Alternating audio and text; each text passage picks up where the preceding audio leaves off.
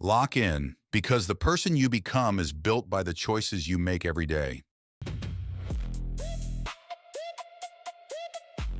You know what's funny? Missing one day somehow convinces us we've ruined everything.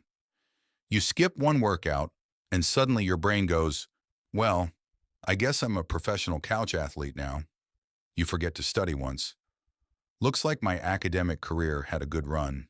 You eat one cookie, then somehow convince yourself the only logical next step is eating the rest of the package because the day's already cooked. It's like we have this weird superpower where one small mistake magically turns into a full-blown identity crisis. But here's the thing. Falling off track isn't rare. It's normal. Everyone does it. The people who actually change their lives aren't the ones who never fall off track. They're the ones who don't let one bad day become 30. So let's talk about how to reset without waiting for next Monday, next month, or somehow convincing yourself that January 1st has magical powers. The reset trap.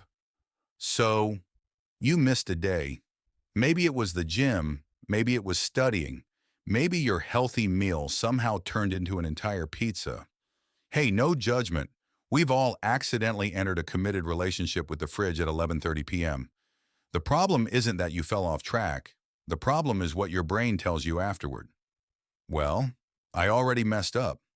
I'll just restart on Monday. Actually, next month sounds cleaner.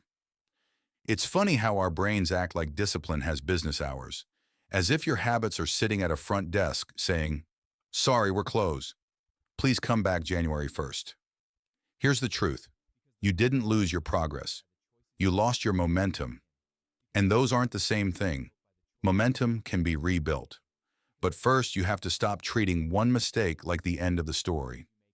Why we stay stuck? Here's something most people never realize. Missing one day doesn't destroy your habits. The guilt that follows does. Think about it. You miss one workout.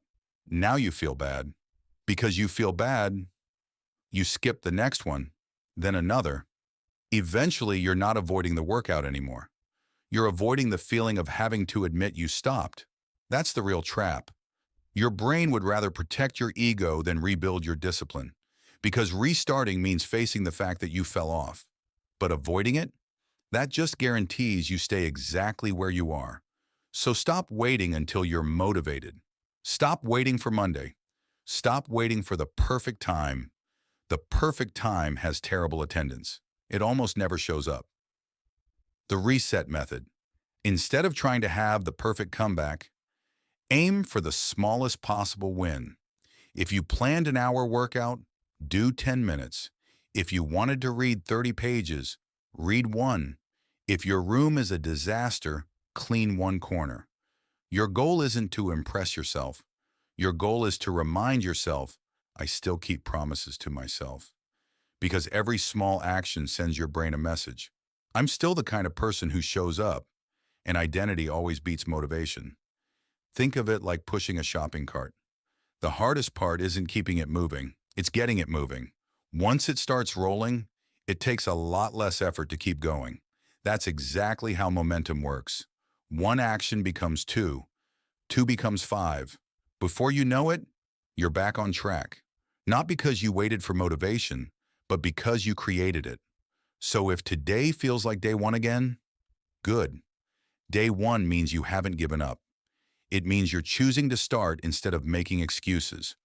Remember, the strongest people aren't the ones who never fall off track. They're the ones who get back on it faster every single time.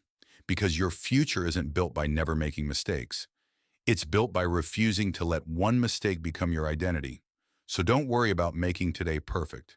Just make today count. One choice, one action, one step. That's all it takes to start building momentum again.